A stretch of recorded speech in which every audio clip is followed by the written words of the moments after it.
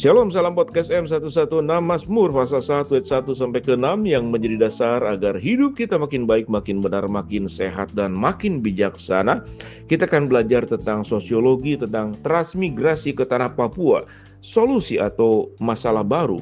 Wamena, Jubi, Kementerian Transmigrasi dalam Kabinet Merah Putih memiliki rencana untuk memperluas program transmigrasi ke Papua sebagai upaya pemerataan pembangunan di Indonesia. Namun berbagai pihak di Papua menilai program ini bukan solusi tepat, terutama bagi orang asli Papua yang berpotensi menghadapi berbagai dampak negatif.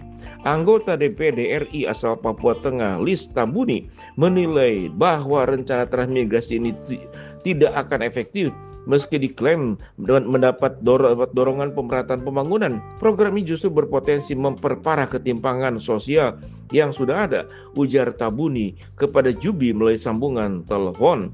Tambuni menyoroti sektor ekonomi yang didominasi oleh orang-orang Papua yang akan semakin tertekan dan bertambahnya pendatang. Orang Papua tidak akan mampu mempertahankan hak atas tanah leluhur mereka. Alam Papua akan terkuras sementara orang Papua dikhawatirkan semakin termarginalkan. Jelasnya, ia menambahkan bahwa kualitas sumber daya manusia Papua saat ini masih sulit bersaing dengan para pendatang. Saya berharap dalam 100 hari pertama Presiden Prabowo Subianto fokus memperbaiki pendidikan, layanan kesehatan dan infrastruktur di Papua. Pengelolaan Taman Wisata Kota Isakusa, Petrus Hubi, juga menyatakan keprihatinannya. Menurut Hubi, Papua sudah memiliki sistem otonomi khusus (OTSUS) yang dirancang untuk melindungi hak-hak orang Papua. Jika Presiden hendak mendorong transmigrasi, seharusnya pertimbangkan dulu lembaga-lembaga daerah seperti MRP dan DPRD sebagai representasi masyarakat, katanya. Hubi menegaskan bahwa pengembangan sumber daya manusia adalah yang paling dibutuhkan, bukan transmigrasi yang berisiko menciptakan masalah baru. Transmigrasi hanya akan menambah konflik horizontal dan tidak akan ada akhirnya, tambahnya. Hubi juga berpesan kepada generasi muda Papua agar tidak terlena dengan kekayaan alam. Generasi muda Papua mandiri, tidak bergantung pada siapapun. Jika tidak, kita hanya akan menjadi penonton di tengah keberhasilan orang lain, tegasnya. Ketua Dewan Adat Papua Wilayah 3 Dobo Rai yang juga anggota DPD RI Paul Vincent Mayor menentang keras rencana transmigrasi tersebut. Ia menyoroti minimnya lapangan pekerjaan dan buruk pelayanan dasar di Papua yang dianggap belum siap menerima tambahan pendatang. Transmigrasi datang dengan keterampilan dan mental juang tinggi, sementara orang Papua masih tertinggal dalam soft skill dan hard skill, ujar Mayor. Menurutnya transmigrasi berpotensi memperparah konflik horizontal karena ketimpangan ini.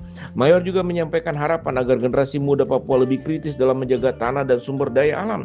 Generasi muda Papua cerdas, kritis, dan mau berusaha, jangan hanya jadi penonton kesuksesan orang lain. Di akhir pernyataannya, Mayor mengingatkan pentingnya disiplin dan kerja keras, belajar dari bangsa China, Jepang, dan Korea yang sukses di usia muda. Karena ketekunan, generasi muda Papua harus bisa menjaga harga diri dan idealismenya, ujarnya. Sahabat podcast M116, ini adalah masalah yang sangat mendasar di seluruh sejarah dunia. Termasuk bagaimana tatkala pendatang-pendatang dari Eropa masuk ke Amerika, suku-suku asli di sana, Indian, itu terpinggirkan karena kalah secara mental, kalah secara keterampilan, kalah di dalam banyak aspek. Sehingga ini menjadi pelajaran dua belah pihak. Bagi para pendatang harus memikirkan katakanlah dampak daripada penduduk asli.